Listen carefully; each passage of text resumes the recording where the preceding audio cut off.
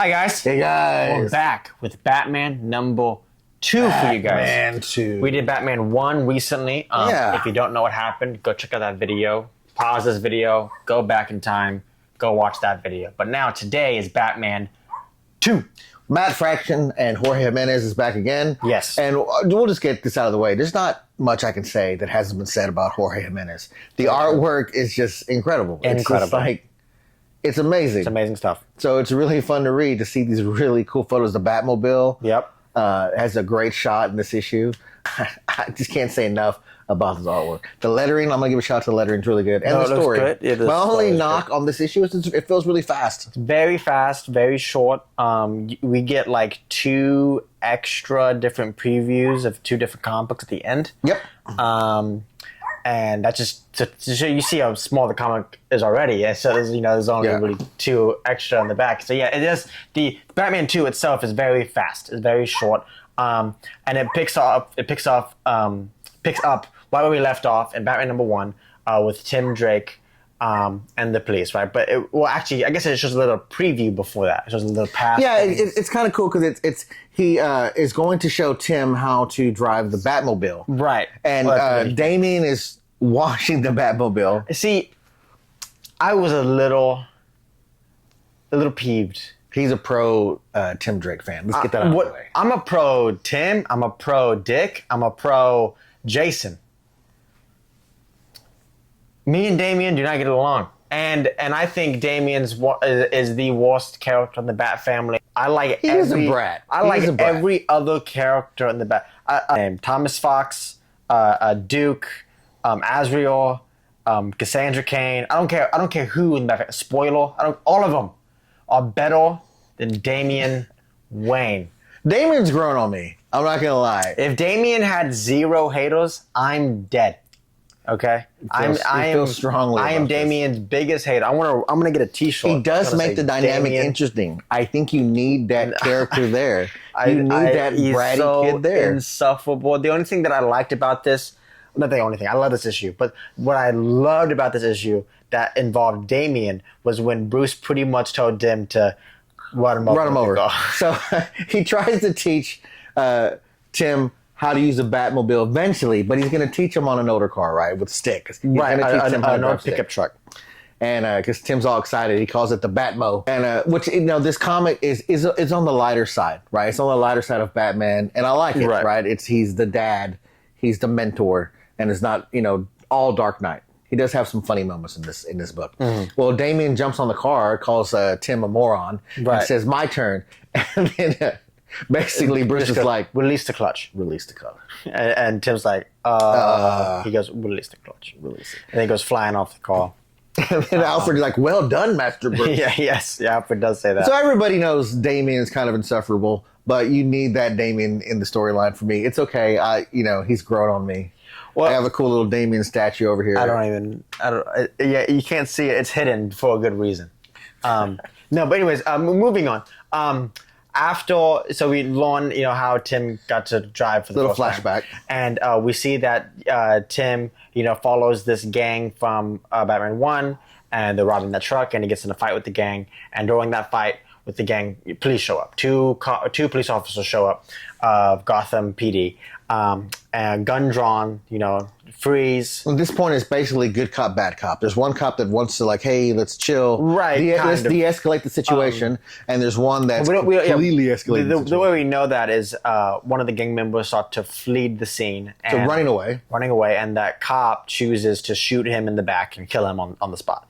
So obviously that makes Tim very upset. Tim's like, what are you doing? Why did you shoot him? And the cop's like, he was fleeing from the scene. I have the right of way. Obviously, with Vander Savage's new way the police are working, we're going to see Gotham PD the more inner workings. So Tim gets upset. So Tim decides to leave too. He throws down a bat bang on the ground and decides to hop, to the what are those fire escapes in the alleyway to escape. While he tries to escape, the cop shoots Tim in the side. So Tim falls. And he is getting arrested as well. So he gets thrown in the same truck with all these other criminals, all the gang members that he just took down. Yeah, that he just took down. And the other cop is like, "Hey man, you shouldn't have shot that guy. And like, what are you doing?" And the cop's like, "Oh, these are all criminals, vigilantes, the like of them. I'm gonna give them a rough ride." So then he starts driving away from the scene with the ATF police vehicle. And while they're driving away, he's like hitting all these, bumps and turns. And the criminals decide, well, Robin has his hands cuffed, and this is the best time I'll ever get. Let's get him. Beat up Robin. And Tim's like, "Hey, guys, relax." But they try to get Tim, but obviously you can't get my boy Tim. You can't. It doesn't matter if his hands are tied behind his back. He ends up whooping the butt in the truck, dodging everything, jumping at the right time. So when the car is drifting, everyone goes flying, but he's in midair, using physics as advantage. Very smart man. Doing everything he can. Great fight. And obviously we know Batman is rushing to him from that because he caught him on the emergency comlink. And so then as the car is driving, we see the bat spikes, which I love because they're like mini batarangs in the road. And it pops the tires with the ATF, so the car flips, and Tim's able to get out. And as Batman's grabbing Tim, both the cops come back out, and that same cop who shot the criminal, guns drawn, and Tim goes, "Hey, you better watch out for him. Like, he shot this guy, killed him in front of me, and he shot me." So Batman's on high alert between these two cops. And then and his partner, I guess, has like a clairvoyance moment.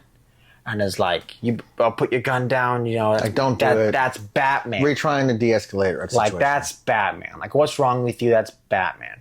And like, the other cop doesn't care. So then the partner ends up drawing his Glock, his handgun, on the police officer with a shotgun out. So there's not some sort of like Mexican standoff thing. And unfortunately they exchange, right? Well, before that happens, we get this beautiful artwork of Batman and Robin just staring at each other. Yeah. And they both give each other that look of like, oh, we have to like lock in. And one of the reasons why the best duo in DC Comics is the dynamic duo themselves. Probably under that is probably, Barry and Hal. And then under that would probably be Clark and Bruce. And then and Booster and Ted. Yeah. Ted Cord, right? But the best duo is definitely the dynamic duo. So you see Tim and Bruce exchange these looks. So they both dodge in front of them while the guns go off. So they both take the bullet for each side because they both shoot at each other. And you see Tim grab the Glock, and it's also beautifully drawn when he takes it apart. It's the actual mechanics of the handgun. It is not like just two pieces. It's like the slide comes off, the barrel comes off, the spring comes off. You see an actual Glock. I was like, those are Glock parts. Like, everything is so small detail. It's beautiful. So you see the handgun completely fall on the ground. Bruce disarms the other cop, but doesn't take apart the shotgun, which is important. So then both cops fall on the ground, and the angry, aggressive cop was shot. And both cops ended up getting shot, unfortunately, during the altercation. One is in the side, and one was shot and killed at the scene. They're laying down, and while Bruce and Tim are discussing like what happened, like these cops are getting crazy, and talking about how the cops are getting corrupt now, that same cop grabs that shotgun again and shoots Bruce in the back of the head in his cowl, which we know is bulletproof. He doesn't. He still feels a lot of pain. Yeah, that's still probably concussion. Yes, for sure. Very aggressive level. So then they disarm him again as he sits there and he's bleeding out, and they hear the EMTs coming, and Tim goes, "Hey, I patched up the guy who had the Glock, the nicer officer, with bat bandages, and he'll be fine before the EMTs get here." That was another cool thing in the comic when we're talking about the artwork. If you notice on the bottom corner, every time they took something out of the utility belt, it would say bat bandage. They use it. Even when he jumped in the alleyway, they were like electromagnetic assistant boots. So even though he's very gymnastic, it also just a little bit of help, assistant of magnetic grip. Which so as a kid, I would love little details like this. Yeah, I love it now, cool. And I'm a grown man. But as a kid, I'd be like, it's awesome. So cool. I love it. So then Tim, and the reason we get the backstory in the beginning is Tim now gets to drive the Batmobile because Bruce is obviously concussed. hurt. He just got shot in the back of the head. Yeah.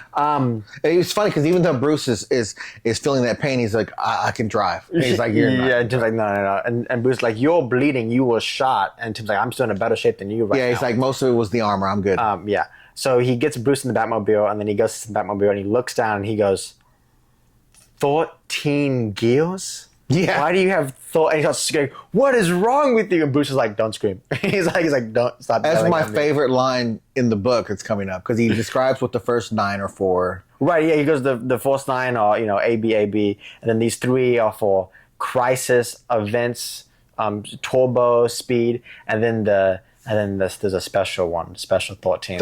And then he goes, what does that even mean? That means I have the coolest car in the world. Which he does. Coolest dude. It's the Batmobile. Yeah, it is the coolest car in the world. It is. It means I'm the best. So then we see Tim drive off with Bruce, and then Fanda Savage shows up at the crime scene, and he now declares officially that Batman and Robin are enemies of GCPD because they went after these cops, and one cop, the aggressive cop, died, and the other cop's in critical condition. So now they're enemies. Now they're enemies, and official government-made enemies. Obviously, they've been tough on Batman and Robin, per se, this entire time. But now they're making it like a mandated thing where it's arrest on sight, wanted, dead or alive type deal. Which is definitely going to carry the story further. 100%. Really like what they did with Tim Drake here. It reminded me of Paul Dini when he would write for Tim Drake for Detective Comics. It's a great issue. Sleigh Ride, I think it's Detective Comics 826, where Tim is tied up and he with the Joker, and he has to figure out how to get out. Yeah. It's a great issue. I really like this story. I really hope we get more of Tim. So because Tim's just suffered from a lot of different writers. Yes. Taking on different ways. And Tim is the most versatile when it comes to writing, because obviously you can't really change anything with Dick Grayson. The original, the OG, it's a fleshed out character. Nightwing's a fleshed out thing. You're not going to change anything about Dick Grayson because why would you? It's perfect. With Jason Todd, we obviously have the Red Hood story, which is amazing. So you're not really going to change too much about Jason Todd either. And Damian is supposed to be Bruce's offspring. The only one that's really blood. Yes, is Damian. So Tim is the one that's like, oh, we can change this up. We can do a new origin story here. We can change it this way, give him different character traits, different weaknesses. Tim's the one is super versatile to write with, and I understand that. But there's just so much creative there for Tim, but also he should be held in the same regard as Jason and Dick. Like, he is a perfect Robin, and everything originally with Tim, and hopefully what we get back in this new comic as well is what Tim Drake should be and how he is the best Robin. Yes, Nightwing is arguably better than Batman himself, but when it comes to who is the better Robin, Tim, when he's in the Robin suit, is the best Robin out of all of them. He makes a strong argument.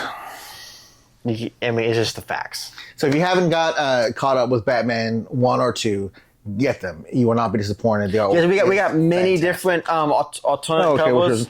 Let's show some of them here. We got 2 more. We have the plastics. They might glare off. They might glare. Let's see if we can get down. I love this. Is my favorite one. So we see all of him fighting the gang, and I picture this to be in the ATF, the transportation vehicle, because all of them are grabbing him, right? So it's a very confined space. And then you have this one of Batman and Robin, and you see Tim carrying his bow staff, which is very nice. Tim's and signature. The black and red and yellow is back. Yeah, that sort of red Robin suit is superior to all the Robin suits. Love to have Tim back. Love where this direction's going, and DC's just been killing it recently. All right, well that's it for this episode. Yes, I don't even know what episode this is, but Batman 2. Sorry. And follow us. If you like what you hear, if you like this kind of dialogue, just please hit that like and subscribe. You guys kill it with the shorts. We always get great feedback. Yes, we do. And anything you want to hear about comics. Yes, and let us know. Let us know if you want us to go over the DC Marvel crossovers that are happening right now. We'll do a Deadpool, Batman, Deadpool, and there's also a Catwoman and Black Panther, I believe, coming out soon. And let us know if you want to see any more of that, guys. So thank you so much, guys. Have a great time. Talk to you next time.